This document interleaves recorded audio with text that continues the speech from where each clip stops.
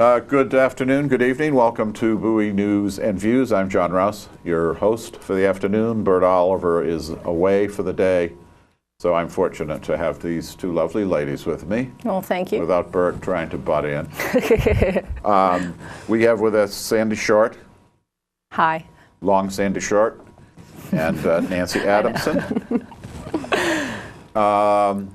Aunt Agatha, who is now on YouTube for all you people who, not YouTube. No, Facebook. Make sure you have for all you Facebook. people who don't know it, she's on. And she ran into these two ladies and suggested very, very strongly that they come on the show because they have a gripe. They're Bowie citizens. They're working the political system, and it's not really being very cooperative with them. Sandy, I'm going to let you explain. It's Whitehall Elementary School. I want you to explain the woes, the difficulties, and exactly what it is both of you are concerned about. Well, what has happened is the school board has done a series of boundary changes in phases, and we were in the phase 2 boundary. Can I interrupt you for 1 second? Can you name the school board member that represents Bowie? You know, I can barely name him because he has really gone to none. You, Nancy? His name is Owen Johnson. Oh, yeah. Well, you're the first people who have ever been able to name him. The only reason we contact him. He never comes to He never comes to anything. No. He didn't come to our own boundary meeting at Bowie High.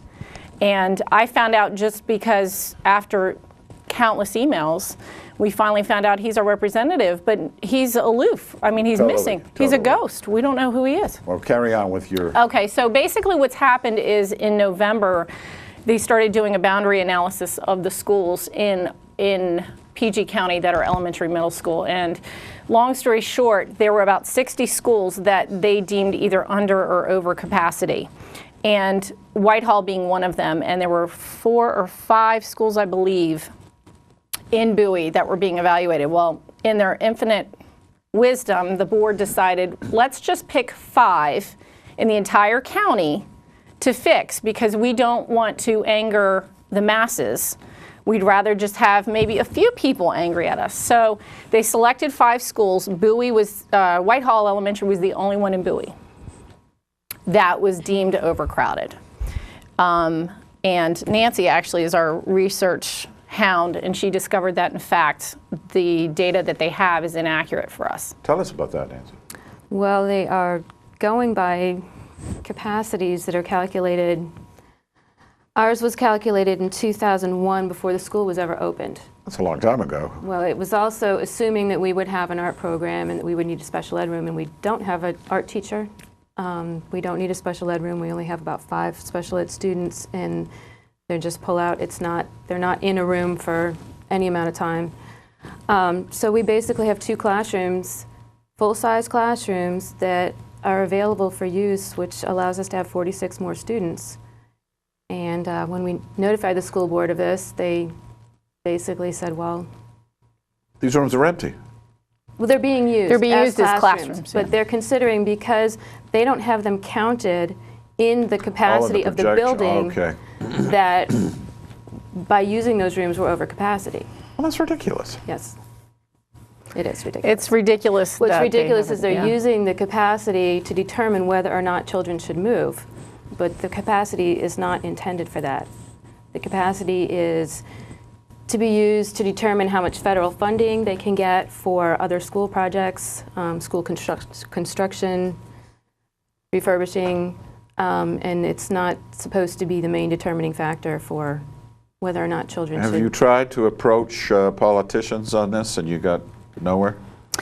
We have, first of all, we're in an appeal process currently with the school board.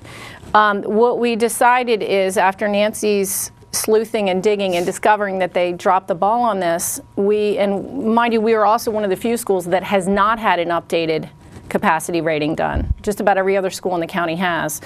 They said you can appeal. They're still relying on the 2001? Yes. Oh my! Yes. It's 10 years later. But they're saying it will be updated this coming year. Oh, every 10 years, huh? Even though they've done a boundary review and a boundary change based on obsolete data, So we decided as citizens, there's about 50 parents, and we decided as a group we were going to appeal the school board's Excellent. decision. So it went from the county school board to the state school board, and now it is out of both school boards. It's now at the state level of administrative hearings. Okay. So we have a hearing scheduled, a preliminary hearing for tomorrow, and then Nancy will sit down with our other, Sharon, another parent, with the judge and with their legal counsel, and we will hopefully have a hearing Good. set. Good.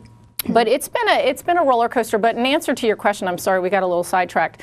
The politicians locally, the city, Right. have been phenomenal. We've had the support from the mayor. We've had the support from our council members. Geraldine Valentino has been in contact with Nancy.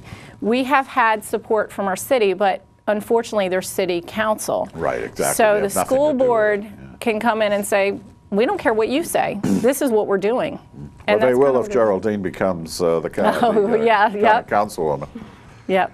So I mean, locally, state delegate. What am I talking about? locally we've had the support, but the school board is basically saying, you know what, we've made our decision. We don't care if it's wrong. It's basically they haven't even said you're wrong. They're pretty much admitting, okay, fine. yeah. The data's incorrect. We don't care. We've made a decision. We're off to our next boundary. Well, the review. county school board is notorious for making wrong decisions. Well, their response to our appeal was, even if you are at what you calculated to be 105%, we can still move you because you're over.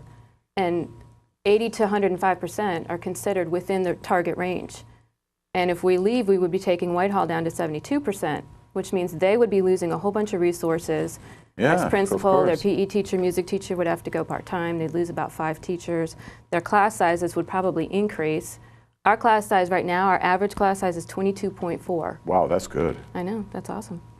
And then the elephant in the room that no one has been talking about is the fact that Northview Elementary, which is what, 2 years old maybe, Yeah. 3, this beautiful, fairly new school is bursting at the seams. And instead of fixing a problem that drastically needs it, Yeah. they're thinking of sending 2 trailers over there at $60,000 each.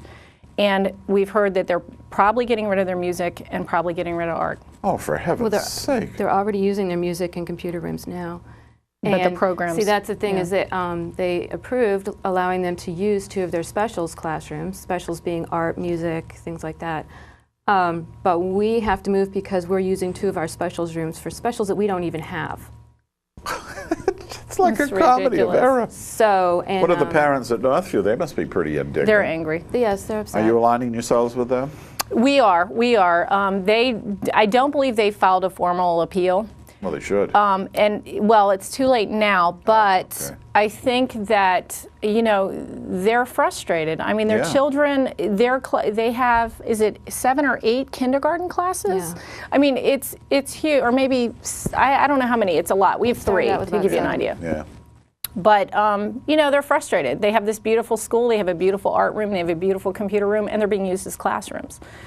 So instead of fixing the problem, which is where they are almost at 20% over capacity, the school board has decided, you know what? We don't care if we're wrong. We're digging our heels in because it's an election year and Yep. we don't care You that just we messed summed it up. They basically said in their response to our appeal that whether or not your calculations are correct, we can still move you because we have the power to.